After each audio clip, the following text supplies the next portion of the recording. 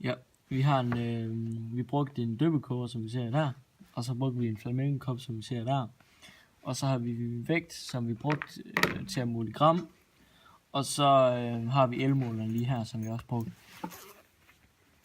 Det var stort.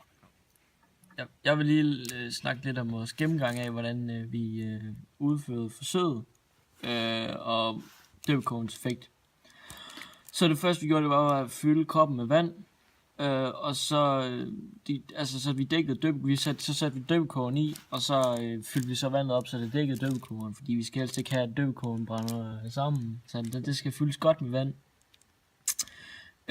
Og det stillede vi så det er alt sammen oven på vægten, og så tilsluttede vi så vægten til vores computer via USB, og så åbnede vi så Logger Pro, og så kunne vi se massen og tiden i koppen.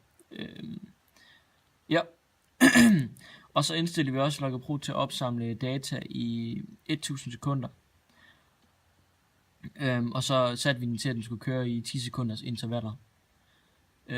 Og så vores elmåler målte i 20 omdrejninger, som tog 3,16 minutter.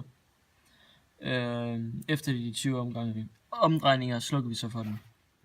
Her kan vi så se vores graf, og på grafen kan vi se, at vandet det fordamper stille og roligt til at starte med, fordi døbemåleren ikke har varmet vandet op på kogepunktet.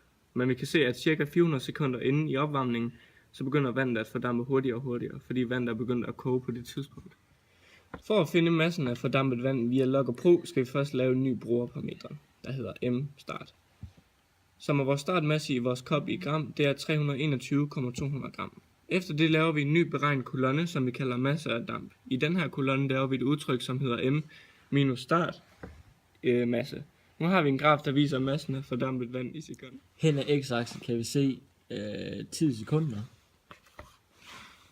Og op ad y-aksen kan vi se massen i gram. Vi kan se, at massen bliver mindre og mindre, desto mere tid der går, fordi vandet i koppen bliver varmere og varmere. Men omkring 400 sekunder inden i forsøget kan vi se, at vandet bliver fordampet hurtigere. Og det skyldes simpelthen, at vandet det når sit kogepunkt. Og så kan vi se, at den holder sådan den samme temperatur resten af vejen. Hvor vandet ikke bliver varmere derfra.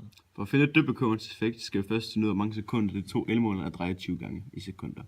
Og det fandt vi ud af, at det var 105 sekunder. Og det gjorde vi hver gang af 3, med antal minutter det tog, og så plus det med 16 sekunder. Derefter ved vi, at omdrejningen på en elmåler cirka er 3000 joule. Derefter ganger vi 3000 joule med 20, som giver 60.000 joule, for at finde ud af, hvor mange joule 20 omdrejninger giver. For at beregne et døbekogens effekt, skal vi dividere de 60.000 med hvor lang tid det tog, de 20 omdrejninger, med 190, som er 315,78 joule i sekunder. Det vil sige døbekogens effekt af det her. For at finde fordampningsvarmen skal vi bruge den her formel her.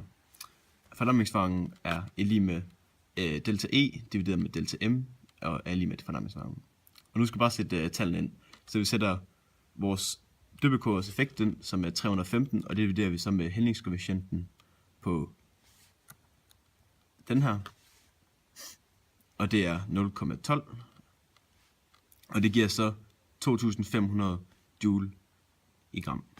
Og det vil så sige, at det her det er fordampningsvarmen.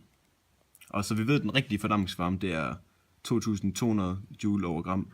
Så vi er nogenlunde tæt på.